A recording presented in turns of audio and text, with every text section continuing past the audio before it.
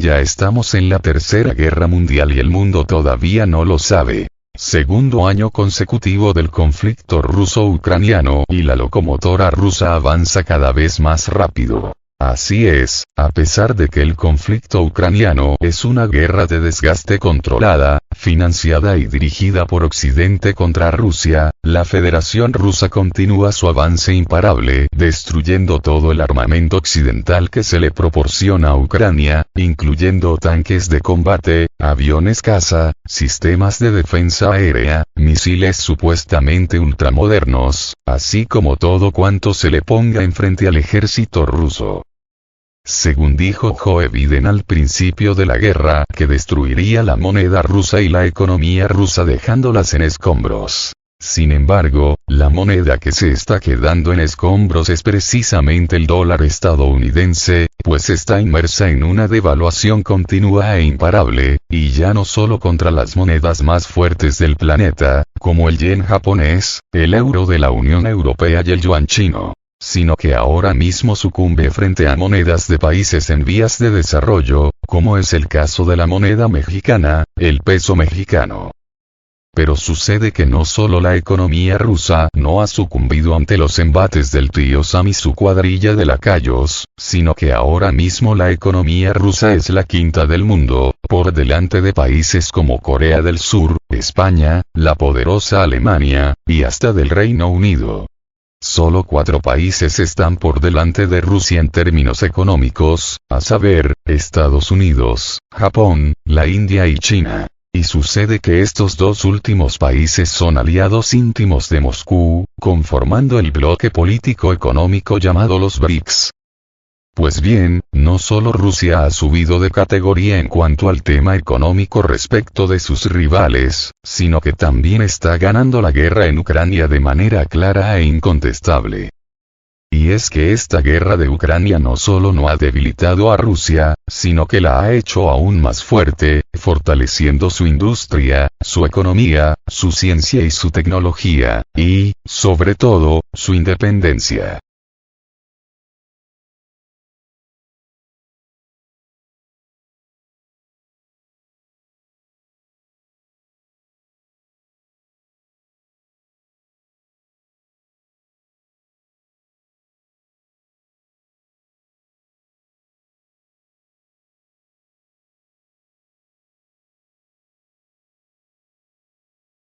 Así es, hoy Rusia es más independiente y soberana que hasta antes de iniciar el conflicto en Ucrania, porque debido a las sanciones occidentales Rusia ha tenido que sustituir las importaciones con productos propios, obligándole de esa manera a desarrollar aún más su industria, su tecnología y su ciencia.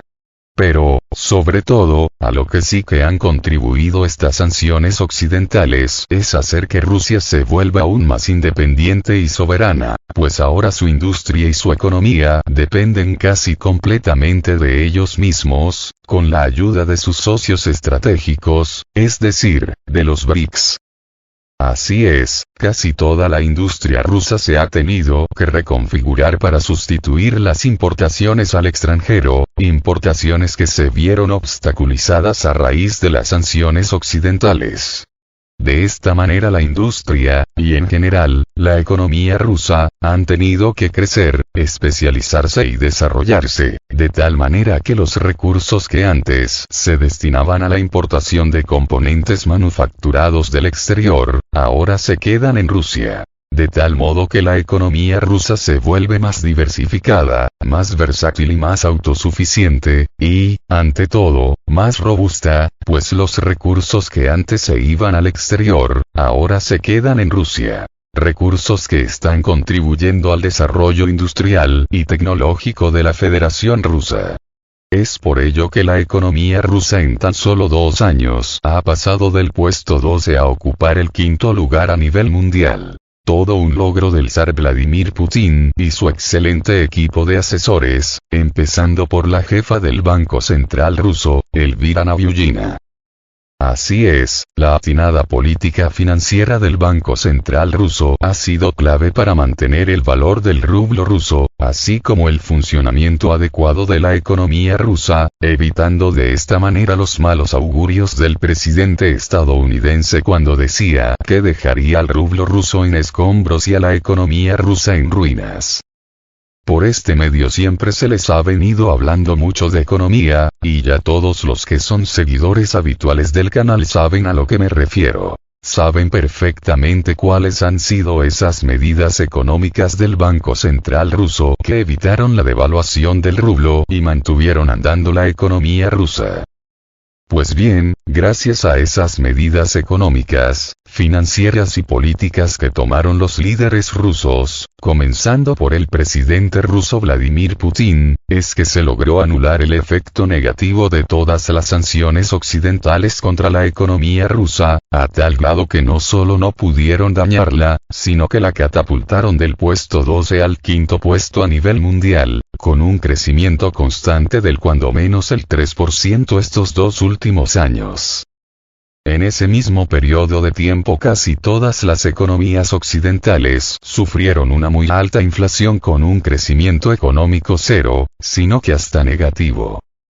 Yo advertí desde el inicio que esas sanciones no dañarían la economía rusa, pero que sin en cambio sí que tendrían un efecto muy negativo en la Unión Europea, con especial énfasis en Alemania. Y así ha sido, a raíz de las sanciones occidentales contra Rusia la economía alemana ha sufrido mucho, pues perdió a su principal socio y aliado, es decir, a Rusia. Pero sobre todo perdió el acceso a las materias primas y energía rusa baratas, porque eso era precisamente lo que le daba cierta competitividad a la industria alemana, y, en general, a la economía europea, es decir, la energía barata rusa.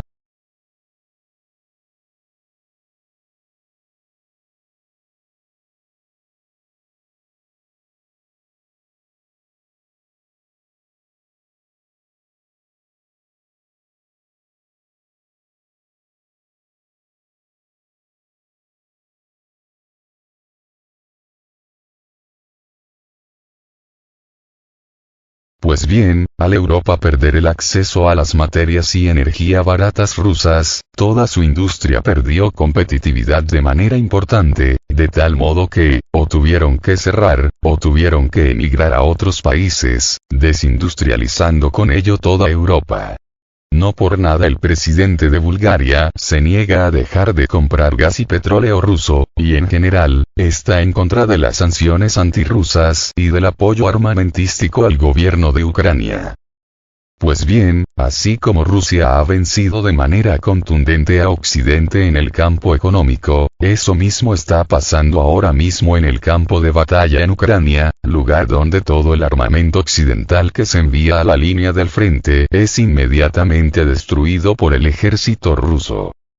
Eso incluye a los tanques alemanes de combate Leopard, a los estadounidenses Abrams, a los franceses Leclerc y a los británicos Challenger 2. Pero Rusia no solo destruye vehículos blindados occidentales de última generación, sino que también hace lo mismo con sus misiles y sus sistemas de artillería, así como con sus más modernos drones. No olvidemos que el ejército ruso se ha vuelto experto en derribar misiles Scalp-G, Storm Shadow, HIMARS, Tomahawk, etc. Y Rusia también hace trizas a los sistemas antiaéreos occidentales más modernos, como es el caso de los Patriots estadounidenses, los Iris-T alemanes, etc. De este modo Rusia está teniendo una victoria aplastante frente a las fuerzas ucranianas y sus aliados occidentales, a tal grado que su avance se vuelve imparable, conquistando cada vez más territorio, o liberándolo del yugo de Kiev, a tal grado que ya muchos en Occidente piden que se inicien negociaciones de paz para impedir que la derrota sea aún más humillante para Occidente.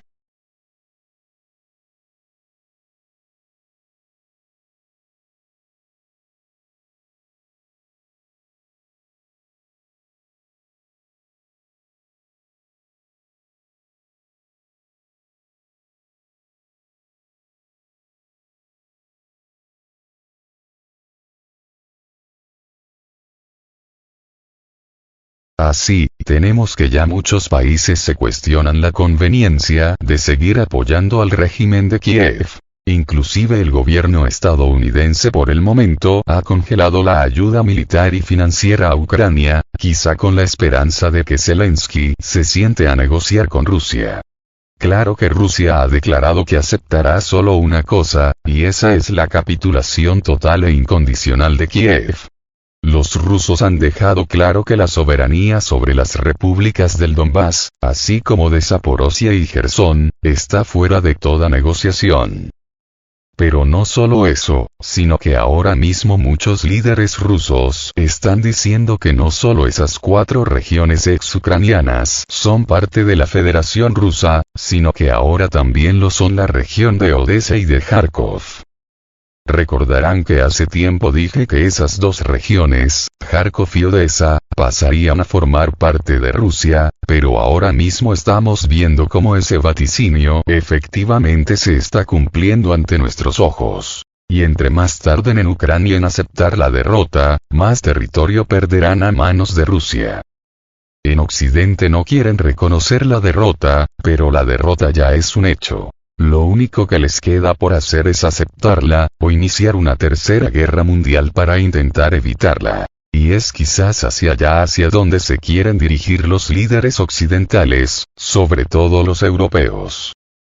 Muchos dirán que ya estamos en la tercera guerra mundial. Y pues sí, podría ser, pero aún es un conflicto contenido dentro de las fronteras de Ucrania, pero en cuanto ese conflicto rebase las fronteras de Ucrania, se volverá un conflicto verdaderamente mundial que abarcará a toda Europa. No por nada ya algunos líderes europeos están hablando de que hay que prepararse para la guerra contra Rusia. Pero Rusia les lleva la delantera, pues no solo ha aprendido a lidiar con las más modernas armas occidentales, sino que ahora también les lleva la delantera en cuanto a la experiencia militar de su ejército, así como en la logística y producción de armamento, a tal grado que la industria armamentística rusa ha aumentado la producción hasta por 10 veces, mientras que Europa se queda sin armas, pues todas han sido enviadas a Ucrania para ser destruidas por el ejército ruso, mientras que su industria armamentística está oxidada y no les da abasto para reponer los arsenales enviados a Ucrania. Esto mismo se puede decir de los Estados Unidos.